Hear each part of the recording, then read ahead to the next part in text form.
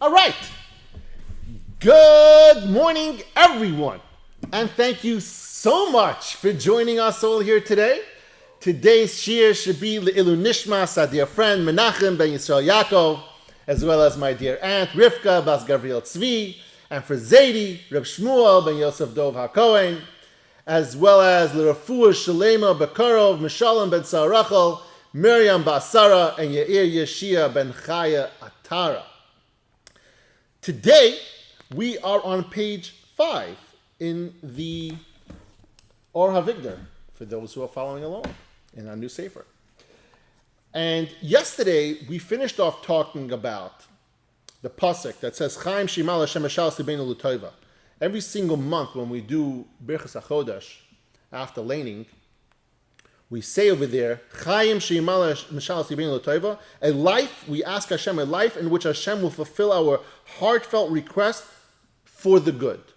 And the most important part of it, not the most important, but a very important aspect of that is saying for the good. That as long, I'm asking Hashem, give me this, what I'm asking from you, but as long as it's for my good, not for my detriment. And we spoke about over there that although someone might, we said over there the idea of someone asking for the keys for they want to have the pharmacy, right? That's the example that he gave. And he, give me the keys to the pharmacy. And he got the keys to the pharmacy, but he's not a pharmacist. And what happens is now he has all these medicines, right? And he doesn't know what to do with them. He's going to go and mix up with some kind of a concoction, take that, and he might actually hurt himself or others. And so just because we ask for abundance of money doesn't necessarily mean that that's what's for our benefit. And so although there are many times when people do not receive what they have asked of Hashem, this shouldn't weaken their commitment to the principle of Bitachon. Hashem is always there, standing behind the partition. Hashem is always in the background orchestrating stuff, and you might not always see him, you might not always understand what he's trying to say. You might always understand the reasons why he might not be giving you what you asked for, but Hashem truly understands the overall concept.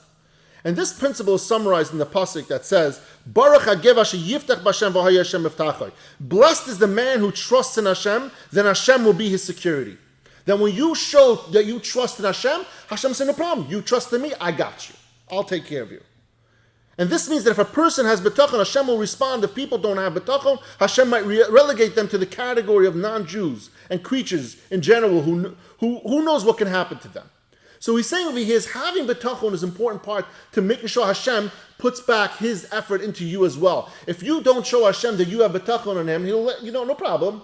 You go, he's going to relegate you to those other things that you do trust in. And now he talks a bit about living with or without Bitachon. He says there are we sometimes see a lot of from families, a lot of from people, Orthodox Jews all over the world, who never ever think about Hashem. And these people, they keep the mitzvahs, they daven, they do everything, but it's very systematic. It's very kind of like autopilot. They just do it. It's just done. It's not done with any thought. And Rav Av Miller brings a little story of it. He says, I remember a family of 6 boys and a daughter. Not one grandchild remains today. They were a Shomer Shabbos family, but they didn't talk about Hashem at the table at all. They didn't have any Bitachon at all. They did mitzvahs, but it was really just autopilot. It was just done out of rudimentary stuff. He says, without thought. So Hashem relegated them to the category of animals and birds. Just as we see as sometimes certain birds become extinct, certain animals become extinct, unfortunately, people who don't have Bitachon might also become extinct one day. And like this family, unfortunately, there's nobody left. There was no one left to carry on legacy over there. Now we'll go further and we talk about peace of mind. In regards to the benefits that a person can get from Bitachon in his Torah observance, is mehem Menuchas nafshay. Among them is peace of mind. Now remember, the beginning over here, in the introduction, Rav Av brings 5 different aspects of spiritual and worldly matters that Bitachon helps you out with. And the first of them are the spiritual ones. And in the spiritual one, he talks about peace of mind. And his reliance upon Hashem, which is like what happens when a servant must rely on his master. Now, you might find it a little bit funny that we talk about peace of mind when it comes to the first 5 aspects of Bitachon, being that the first 5 aspects are talking about spiritual matters. And peace of mind is really more of a worldly matter. It's more of like a selfish kind of thing. It's more of a what we could say, this ruchnius and this gashmius. And peace of mind is more of a gashmiistic kind of thing, not necessarily a spiritual matter. But he says over here, to have the right gashmius is a very important factor in avodas Hashem. Having the right balance of worldly matters in your life is part of avodas Hashem. When a man's mind is constantly preoccupied with the worries and things in his life, and life is full of anxiety, his brain doesn't have enough room to worry about the things that actually matter, which is avodas Hashem. Therefore, even though peace of mind, having it easy, and not having anxiety might seem like a worldly benefit, a more physical, healthy benefit, not necessarily a spiritual benefit, but the peace of mind actually helps you have closer connection to Hashem, actually helps you do avodas HaKodesh. Why? Because your mind is not preoccupied with worldly matters anymore. So when you have full bitachon, and you no longer have those anxieties that you might have every single day, those things are preoccupying you, they're taking up your whole day, you're miserable, you can't do anything, you can't focus, you definitely can't think about what you're learning or davening, you can't pay attention, and therefore it becomes a ruchnistic thing. It becomes an actual spiritual matter, peace of mind. And it says the Rabbeinu Bechaya writes over here in Shaar Habitachon. He starts out by telling us that although he's talking about the benefits in Torah observance, which is primarily the ruchnius part, like we just mentioned, we must not lose sight of the gashmius, such as peace of mind. And this is because gashmius is really ruchnius. Now, the Alter Slabatka drew an important lesson from Moshe Rabbeinu, that what he said to the Bnei Yisrael when they came out of Mitzrayim. When he came out of Mitzrayim, there was a pasuk over there. He says to them, "V'yoyim Moshe al-am zocher es yom hazeh asher yitzosim b'Mitzrayim b'beis avadim ki b'chosek yod hoitzi Hashem eschem hazeh v'lo ya'ach chametz hayom asher atem yitzim b'chodesh av." I have to say the whole thing because the most important part of this lesson is the last few words. He tells them, remember this day in which you departed from Mitzrayim. Today you are leaving, and then at the end of the pasuk it says, you are leaving in the month of springtime. Why was it necessary at that very moment for Moshe Rabbeinu to mention the springtime? The euphoria that was going on at that time. They were relieved from slavery. They walked out with all the money amidst everybody. They were looking at all the Mitzrayim that were doing funerals for their dead ones because of everything that just happened from Makas Bechoros, and yet they are literally on cloud 9, and you find the time to mention now that remember it's springtime. What's the importance of that? Hashem was reminding them of how happy they were when they took them out of Mitzrayim. They were thrilled to finally be free.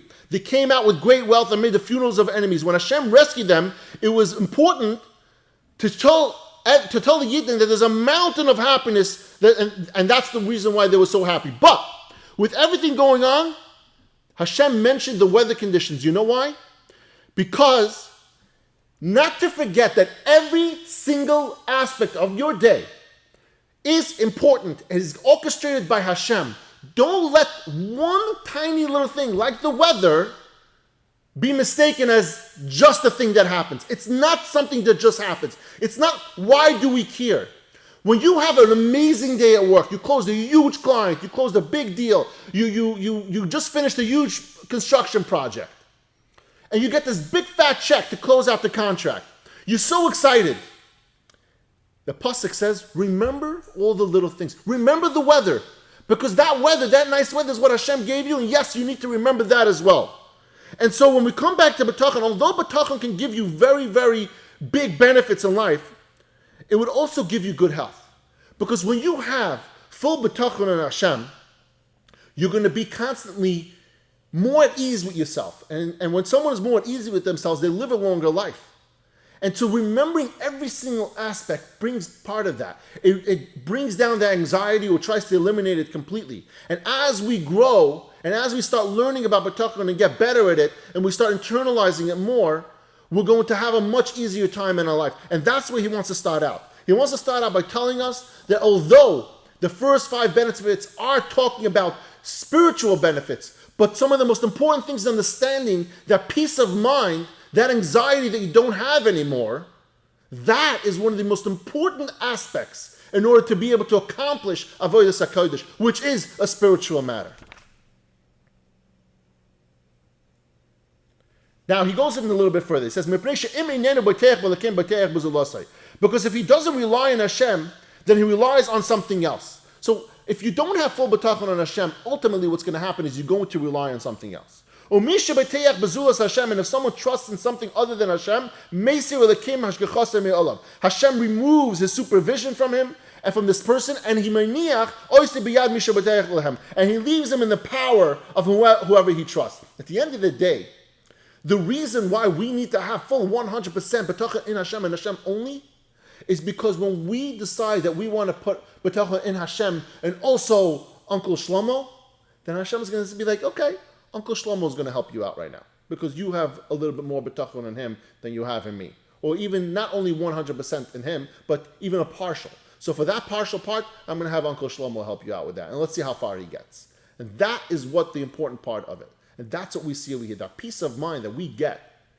That is one of the most important parts of the structure, the foundation of Bitachon. And we're going to see throughout Shaar Habitachon, yes, they're going to teach you a bunch of other things, how to go about it, rules and regulations, how to make it easier, how to think about things.